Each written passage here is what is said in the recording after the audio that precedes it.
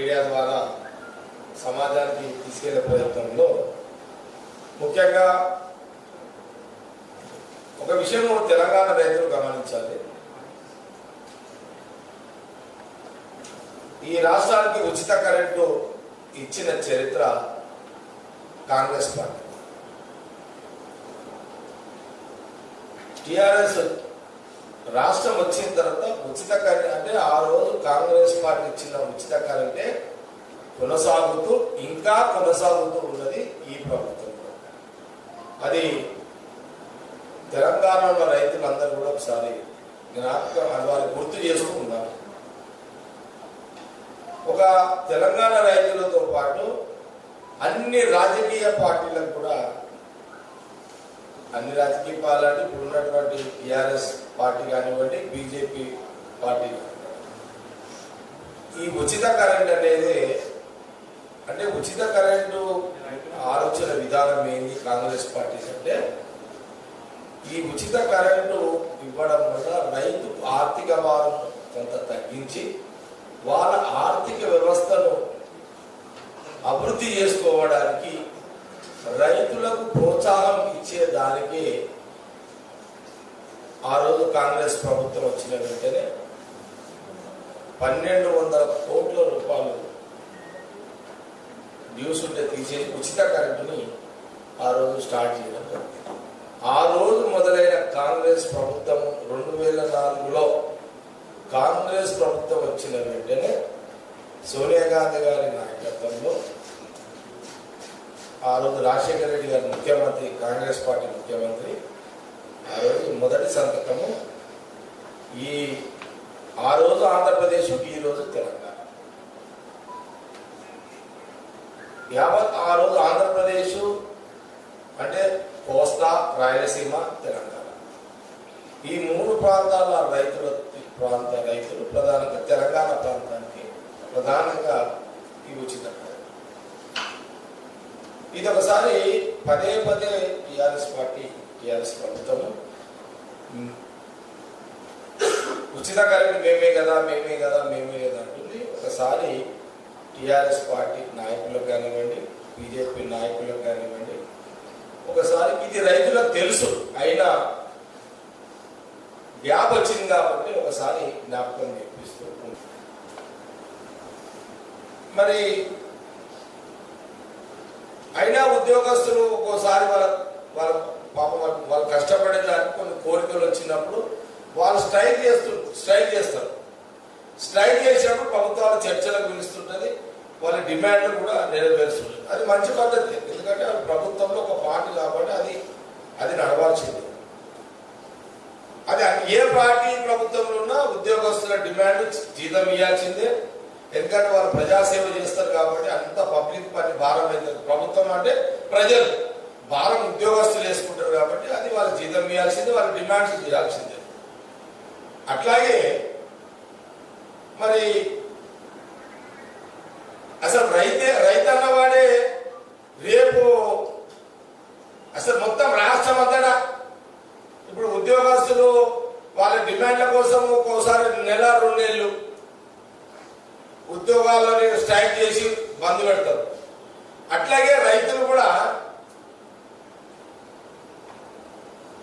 అసలు ఈ తెలంగాణ రాష్ట్రంలో మొత్తం పంట అంతా వేయకుండా స్ట్రైక్ చేసిర్రు అనుకో, అప్పుడు పరిస్థితి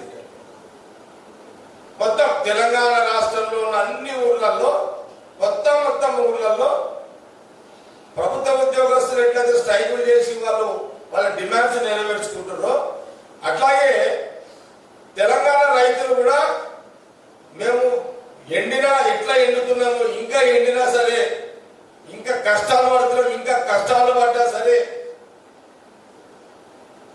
ఈ ప్రభుత్వానికి ఇక బుద్ధి చెప్పాలి అని అనుకుని ఆ రైతులు, తెలంగాణ రైతులందరూ ఒక సీజన్ మొత్తం ఒక 6 నెలలు అన్ని పంటలు బ్యాన్ పెట్టి వాళ్ళు ఎట్లా ఆకలి చంపుకొని బతుకుతున్నారు.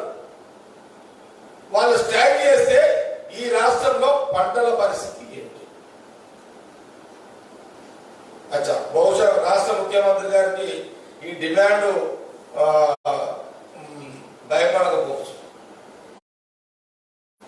ఎందుకంటే రైతులు ఒకడు గారు, రైతులు రాష్ట్రం తెలంగాణ రాష్ట్రం రైతులందరూ ఒకటే స్ట్రైక్ చేయరు వాళ్ళకి ధైర్యం ఉంటుంది. ఎందుకంటే అలాంటి చరిత్ర ఇప్పటి వరకు ఎక్కడ కూడా అలాంటి సంఘటన జరగలే,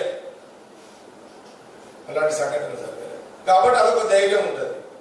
అది కాకుండా ఈ రైతులు తెలంగాణ రైతులందరికీ ఈ ప్రభుత్వం మీద వ్యతిరేకత వచ్చింది. వాళ్ళు రైతులు నష్టపో వాళ్ళు ఒక సీజన్ అంత పంటలు ఎండబెట్టుకొని కడుపు చంపుకునేంత ధైర్యం రైతులకు లేదని విశ్వాసం కొంత ఉంటది. ఎవరికి? ఈ రాష్ట్ర ముఖ్యమంత్రి 6 నెలలు పంట పండియకుండా ఏ రైతు ఉంటాడు? అంత దమ్ము ఎవరుకున్నది రైతులకు, అంత శక్తి ఎవరుకున్నది రైతులకు అనే ఒక విశ్వాసం కూడా ఈ రాష్ట్ర ముఖ్యమంత్రి గారికి ఉంటుంది. ఆ కాన్ఫిడెన్స్ తోటే మరి బహుశా రైతు ఉద్యమాలంటే భయపడాలి. ఇప్పుడు మీరు చూడండి, ఉద్యోగస్తుల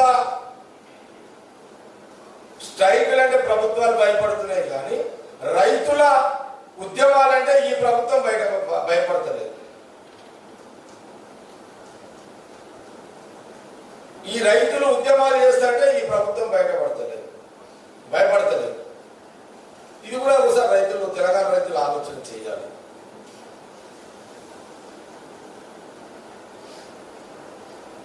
కాబట్టి అందుకనే ఈ మాట అనాల్సి వచ్చింది. రైతు బతకడానికి బీమా లేదు, చచ్చిపోతే బీమా తెలంగాణ రాష్ట్రంలో. ఇది తెలంగాణ మనం కోరుకున్నది కాదు. ఇది ఎవరు కూడా కోరుకోరు. సహజం, మరణం సహజమే. సైనికుడైనా కావాల్సిందే, ఒక రోజు మంత్రి అయినా కావాల్సిందే, ముఖ్యమంత్రి అయినా, ప్రధానమంత్రి అయినా, మనిషి అంటాడు ఎవరైనా ఆయుష్ తీరిన చచ్చిపోతారు. కానీ రైతులు ఆవేశంతో, కొంత రైతులు ఆర్థిక ఇబ్బందులతో చనిపోయే రైతుల కోసం పథకం పెట్టొద్దని మేము అంటలేము, అది వ్యతిరేకం అంటలేము. మేము అనుకోని పరిస్థితులలో ఒక రైతు ఆర్థిక ఇబ్బందులను తట్టుకోలేక ఆ రైతు చనిపోయినప్పుడు ఈ పథకం ఉపయోగపడాలి కాదని నేను అన్నా. కాంగ్రెస్ పార్టీ అంటలేదు. మేమేమంటున్నామంటే ఆ పరిస్థితిలో ఆ రైతుకి 5 లక్షలు, కానీ నిత్యము బతకడానికి రైతు బీమా ఏమన్నా ఎందుకు పెట్టలేవు అనేది మేము అంటున్నాం. కాంగ్రెస్ పార్టీ అడుగుతున్నాం.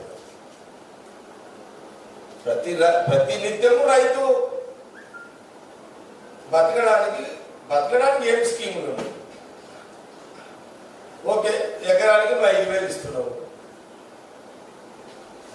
అది ఎప్పుడు? 6 నెలలకు ఒక్కసారి నువ్వు ఇస్తున్నావు 5,000.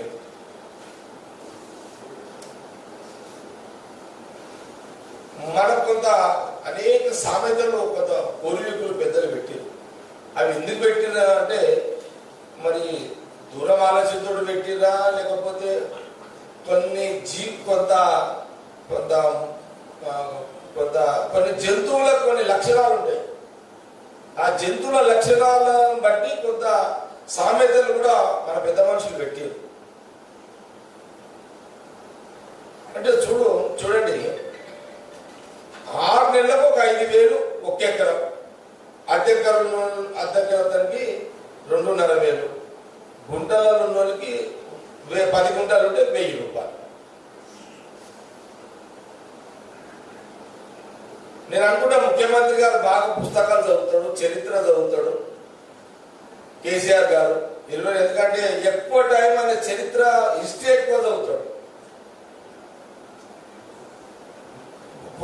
ఏ కాలంలో మనుషులు ఏ కాలంలో పరిపాలన ఎట్లా జరిగినాయి, ప్రజలు ఎట్లా బతికిరు, మూగ జీవాల ఎట్లుంటాయి అనే దాని మీద. అందుకే మీరు చూడండి, ఈ స్కీమ్ ఎట్లుందంటే, ఏది మన ఈ 6 నెలలకు ఒకసారి ఎకరానికి 5,000 ఇచ్చేది. సరే, మరి కొత్త రైతులు అప్పుడు సాటిస్ఫాక్షన్ కావచ్చు, అరే 6 నెలలకు 5,000 ఇస్తున్నాడు కదా అంటే మన అల్ప సంతోషకులము, మన మనుషులము అల్ప సంతోషులు కాబట్టి కొంత ఈ అట్రాక్ట్ అవుతాం. ఆ జాగలో ఎవరున్నా అవుతాం, నేనున్నా అవుతాం. అట్లా బలహీనతతోటే ఈ రాష్ట్ర ముఖ్యమంత్రి గారు మెజార్టీ ఓటు బ్యాంక్ ఉన్న రైతులను తన గుప్పిట్లో ఉంచుకోవడానికే ఈ 5,000 స్కీమ్ తీసుకొచ్చి కొంతకాలాన్ని కాలయాపన చేయడం జరిగింది. ఈ స్కీమ్ ఎట్లుందంటే మీకు వంటగద్ద తెలుసా? మీకు అది తెలుసా? వంటగద్ద వంటే వంట తెలుసు కదా? వంట పెదుగు కదా తెలుసా మీకు? తెలుసా మీకు? తెలుసు, మారీ తెలుసు. అది అయితే వంట పెదుగు ఏంటంటే నక్క ఎదురు చూస్తుంటుంది అండి ఇట్లా. అంటే వంట పెదుగు ఏంటంటే ఇట్లా కింద ఆ మాంసం ముద్ద, పెదవంటే మాంసం ముద్ద, అది కింద ఏలాడుతుంటది. అది వంటే పెదవి కింద ఏలాడుతుంటది. అది నక్క చూస్తుంటది అనమాట. ఎట్లా అది ఎప్పుడు ఊసి పడుతుందా, ఎప్పుడు తిందామని అది చూస్తుంటది. అది ఊసి పడదని నక్క తెలియదు కదా. అది ఊసి పడదు, ఈ నక్క తినదు. మన తెలంగాణ స్కీమ్ కానీ అట్లే ఉంది.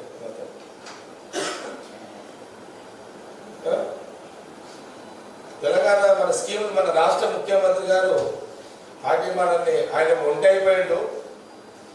మా సుట్టోళ్ళం అక్కల మననే మనం అనుకుందాం. ఎందుకు ఇక నేను కూడా ఒక జనమే కదా. మళ్ళీ జనం అంటే మళ్ళీ జనాలు నాలు ఇట్లా అంటారు మళ్ళీ టీఆర్ఎస్. ఇక మనమే జనం కాబట్టి ఇలాంటి పరిపాలన తెలంగాణ రాష్ట్రంలో మరి జరుగుతున్నది.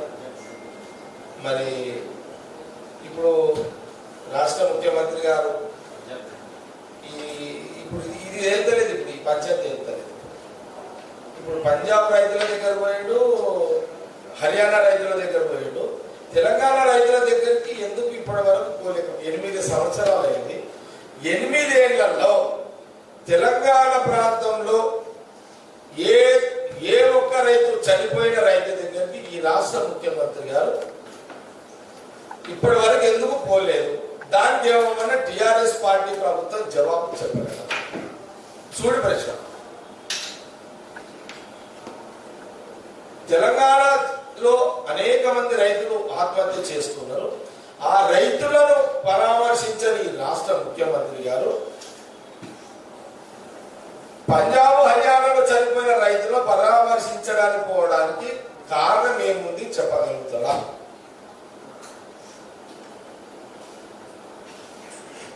ఇప్పుడు తెలంగాణ రైతుల దగ్గర అంటే ఈడైతే రైతులు వీళ్ళే కదా ఓట్లేసేది. ఈ ఓట్లేసి ఈ రైతుల దగ్గర పోకుండా ఆ రైతుల దగ్గరికి ఎందుకు పోయిండు?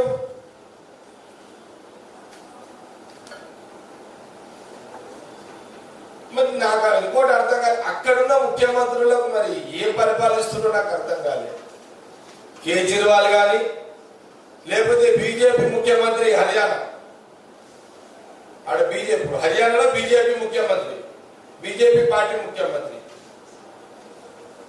పంజాబ్ లో కేజ్రీవాల్. నేను అంటున్నా ఇంత పెద్ద రెండోసారి ముఖ్యమంత్రి అయిన కేజ్రీవాల్ గారు, మరి మీ ఇద్దరు ముఖ్యమంత్రులు ఎందుకు మీరు మా ముఖ్యమంత్రి గారు అడిగిరా మీ రైతులు ఎట్లున్నారు అని వాళ్ళిద్దరు అడిగిరా? మీ తెలంగాణ రైతులు మీ రైతులు బాగున్నారా? बोलो पूछना ना भाई, आपके हमारे किसानों के लिए आया या पंजाब के किसान के लिए आए, हरियाणा किसानों के लिए आया?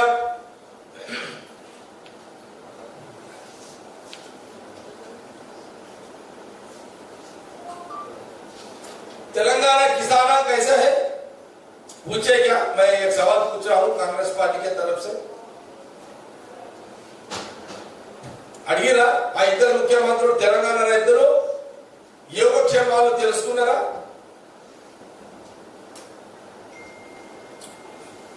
మీరు చూడండి ఎంత పెద్ద ఒక దేశం నుంచి ఒక దేశం కొట్లాడినా, ఒక రాజ్యం నుంచి ఇంకో రాజ్యము ఎక్కడైనా గొడవలు యుద్ధాలు జరిగితే కూడా మాట వరుసకు మీరెట్లున్నారు అని అడిగి కొట్లాడుకుంటారు. మరి ఆ ఇద్దరు ఎందుకు అడగలేదు?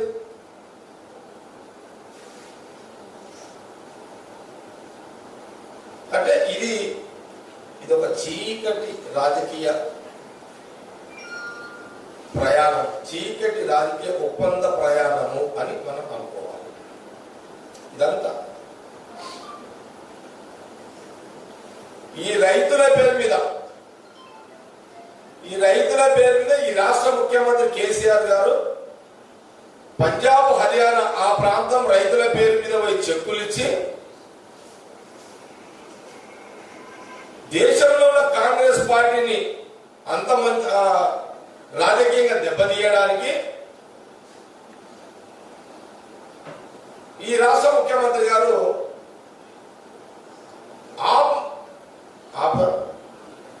కేజ్రీవాల్ దగ్గరికి పోయాడు.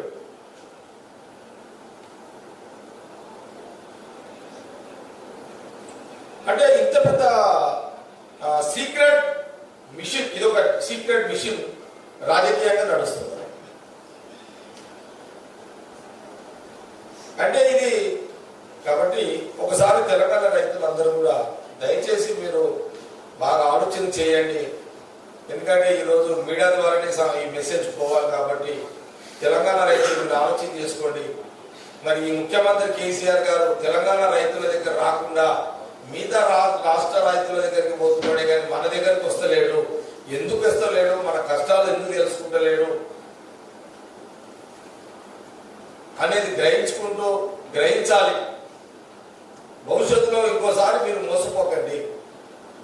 ఇప్పుడు అందుకే రైతులు, ప్రజలు, తెలంగాణ ప్రజలు గమనించాల్సింది ఏంటంటే కేసీఆర్ మీద వ్యతిరేకత ఓటు ఏదైతే తయారవుతుందో ఆ ఓటును బీజేపీ పార్టీ తీసుకోవడానికి ఒక వ్యూహాత్మకంగా ఈ రెండు పార్టీలు కలవకుండానే అక్రమ రాజకీయ సంబంధం లేదు. ఒక అందుకు చెప్పాలంటే టిఆర్ఎస్ పార్టీ, బీజేపీ, ఎంఐఎం అక్రమ రాజకీయ సంబంధంతో ఇటు రైతులను, ప్రజలను మోసం చేస్తూ కాంగ్రెస్ పార్టీ తెలంగాణలో భారతదేశంలో అధికారం రాకుండా కుట్రపూరితంగా ఈ ప్రాంతీయ పార్టీలతో బీజేపీ ఆడిస్తున్న ఇదొక నాటకం, ఇదొక డ్రామా. కాబట్టి దీన్ని ఒకసారి మీడియా ద్వారా మేము ముందుకు సమాజం ముందు తీసుకొచ్చే ప్రయత్నం. ఎందుకంటే కాంగ్రెస్ పార్టీ ఎప్పుడు కూడా రైతులు, ప్రజల మధ్యలో ఉంటుంది. అధికారం ఉన్నా లేకున్నా ప్రజాక్షేత్రంలోనే ఉంటుంది, ప్రజల మధ్యలోనే ఉంటుంది. ప్రజా సమస్యలు ఏమైనా ఉంటే అవి ఎంత చూపుతుంది. ఏ పార్టీ అధికారంలో వాళ్ళని నిలదీస్తుంది. ఇది కాంగ్రెస్ పార్టీ సోనియా గాంధీ, రాహుల్ గాంధీ నాయకత్వం ఎప్పుడు కొనసాగుతూనే ఉంటుంది అనే విషయాన్ని చేస్తూ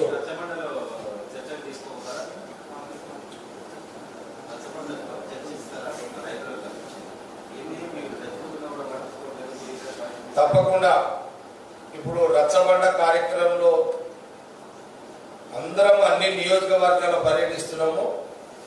మేమందరం కూడా రచ్చబండ కార్యక్రమంలో రైతులకు ఈ అంశం కూడా చెప్తాం. ఆయన మన దగ్గరకు వస్తలేడు ముఖ్యమంత్రి, వేరే రాష్ట్రాల దగ్గర పోతున్నాడు, మరి ఇది మీరు ఆలోచన చేసుకోండి ఒకసారి అని తెలంగాణ రైతులకు ఈ రచ్చబండల్లో కూడా తప్పకుండా రైతులకు, ఎందుకంటే మమ్మల్ని పేపర్ చదవరు కాబట్టి వాళ్ళు డైరెక్ట్ గా మేము వాళ్ళకి చెప్పడం కూడా జరుగుతుంది. ఈ ప్రయత్నం కూడా చేస్తాం మేము.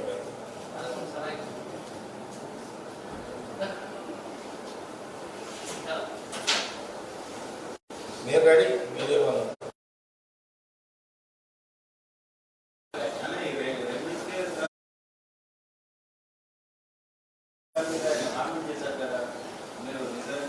ఈరోజు రైతులే